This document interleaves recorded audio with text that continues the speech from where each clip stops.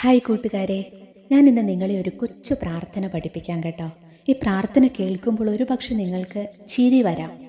നിങ്ങളും വിചാരിക്കുമോ ഇങ്ങനെയൊക്കെ പ്രാർത്ഥനയുണ്ടോ എന്ന്. ഇത് വളരെ ലളിതമായ എന്നാൽ അതിശക്തമായൊരു പ്രാർത്ഥനയാണ്. അമിതമായിട്ട് മുടികൊഴിച്ചിലുള്ളവർക്ക് വേണ്ടിയുള്ള ഒരു പ്രാർത്ഥന. ഇത് ദിവസവും 3 തവണ നമ്മൾ ചൊല്ലണം ഈ പ്രാർത്ഥന. കൊറോണയ്ക്ക് ശേഷം എനിക്ക് വളരെയധികം മുടികൊഴിച്ചിലുണ്ടായിരുന്നു. തലയിലൊന്ന് തൊട്ടാൽ മതിയായിരുന്നു, ഒരു കെട്ട് മുടി ഇങ്ങോട്ട് പോരുമായിരുന്നു. ശരിക്കും പറഞ്ഞാൽ എൻ്റെ തലയോട്ടി വരെ കാണാമായിരുന്നു. എനിക്ക് ഭയങ്കര സങ്കടമായിരുന്നു. ഞാൻ എൻ്റെ സുഹൃത്തുക്കൾക്കൊക്കെ അതിൻ്റെ ഫോട്ടോ എടുത്തിട്ട് ഇങ്ങനെ മുടി ഒരു കെട്ട് എൻ്റെ കയ്യിലിരിക്കണമൊക്കെ ഞാൻ അയച്ചു കൊടുക്കുമായിരുന്നു. ആ സമയത്ത് ഞാൻ ഒരുപാട് വിഷമിച്ചു. എൻ്റെ ഈ സങ്കടം ഞാനൊരു സുഹൃത്തുമായി പങ്കുവച്ചപ്പോൾ ആ ചേച്ചിയാണ് എനിക്ക് കൊച്ചു പ്രാർത്ഥന പറഞ്ഞു തന്നത്. ഇത് ചൊല്ലി പ്രാർത്ഥിച്ചതിൻ്റെ ഫലമായിട്ട് ചേച്ചിക്കും ഹസ്ബൻഡിനും കുഞ്ഞുങ്ങൾക്കുമൊക്കെ ഉണ്ടായിരുന്ന മുടി കൊഴിച്ചിലിന് ഒരുപാട് മാറ്റം വന്നതായിട്ട് ചേച്ചി എന്നോട് സാക്ഷ്യപ്പെടുത്തി. അവരത് സന്ധ്യാപ്രാർത്ഥനയ്ക്ക് ശേഷം അവരെല്ലാവരും ഒന്നിച്ചിരുന്നായിരുന്നു ഈ പ്രാർത്ഥന ചൊല്ലിയിരുന്നത്. അങ്ങനെ ഞാനും പ്രാർത്ഥിക്കാൻ തുടങ്ങി. കുറച്ച് ദിവസങ്ങളൊക്കെ കഴിഞ്ഞപ്പോൾ എനിക്കും ആ ഒരു ചേഞ്ച് മനസ്സിലായി തുടങ്ങി. എൻ്റെ മുടി കൊഴിച്ചിലിനും വളരെ മാറ്റം വന്നതായിട്ട് എനിക്ക് മനസ്സിലായി. അങ്ങനെ ഇപ്പം ഏതാണ്ട് 1 വർഷത്തോളമൊക്കെ ആയിട്ട് ഞാൻ ഈ പ്രാർത്ഥന ചൊല്ലാറില്ല കേട്ടോ. കാരണം അന്നത്തെ ആ ഒരു മൈൻഡല്ല ഇപ്പം എനിക്ക്.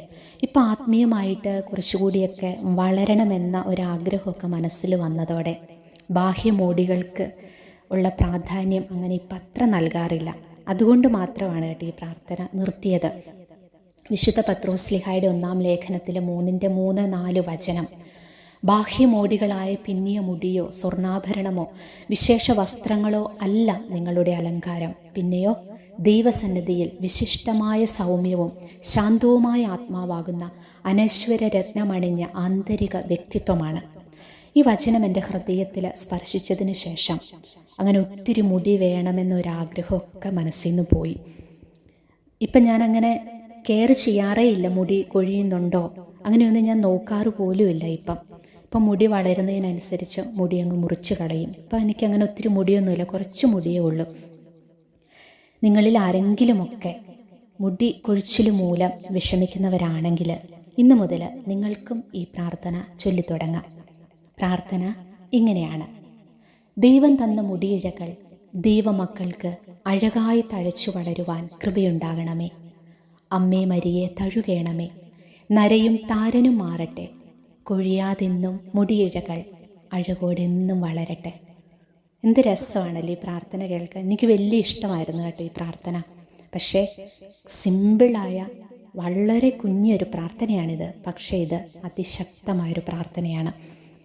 അപ്പം ഞാൻ സത്യത്തിൽ ഈ പ്രാർത്ഥന മറന്നു പോയിട്ടിരിക്കുമായിരുന്നു. ആ ഒരു സമയത്താണ് എൻ്റെ ഒരു സുഹൃത്ത് ക്യാൻസറിൻ്റെ ട്രീറ്റ്മെൻറ്റിന് ശേഷം തലയിലെ മുടിയെല്ലാം പോയി. ആ ചേച്ചി ഒരു ദിവസം എനിക്ക് ചേച്ചിയുടെ ഒരു പിക്ചർ എടുത്ത് അയച്ചു തന്നു. അപ്പോൾ എനിക്കത് കണ്ടപ്പോൾ സങ്കടം തോന്നി. പണ്ട് ഒത്തിരി തലയിൽ മുടിയൊക്കെ ഉണ്ടായിരുന്ന ചേച്ചിക്ക് ഇപ്പം മുടിയൊക്കെ കൊഴിഞ്ഞു പോയി. അപ്പം അത് കണ്ടപ്പോഴാണ് ഞാൻ പെട്ടെന്ന് ഈ പ്രാർത്ഥനയുടെ കാര്യം ഓർത്തത്. അപ്പം ഞാൻ ചേച്ചിയോട് പറഞ്ഞു, ചേച്ചി ഞാനൊരു പ്രാർത്ഥന പറഞ്ഞു തരാം, അത് ചൊല്ലിക്കോ, ചേച്ചിക്ക് മുടിയുണ്ടാകുമെന്ന്. അങ്ങനെ ഞാൻ വിചാരിച്ചു നിങ്ങൾക്കും കൂടി ഈ പ്രാർത്ഥന ഷെയർ ചെയ്യാം. ഇത്തരത്തിൽ വേദനിക്കുന്ന എല്ലാവർക്കും ഒരാശ്വാസമാകട്ടെ എന്ന് കരുതി. ദൈവം എല്ലാവരെയും അനുഗ്രഹിക്കട്ടെ. ഞാൻ ഈ വീഡിയോയുടെ കമൻറ്റ് ബോക്സിൽ ഈ പ്രാർത്ഥന പിൻ ചെയ്ത് വെച്ചിരിക്കാം കേട്ടോ. നിങ്ങൾക്ക് എഴുതിയെടുത്ത് പ്രാർത്ഥിക്കാവുന്നതാണ്.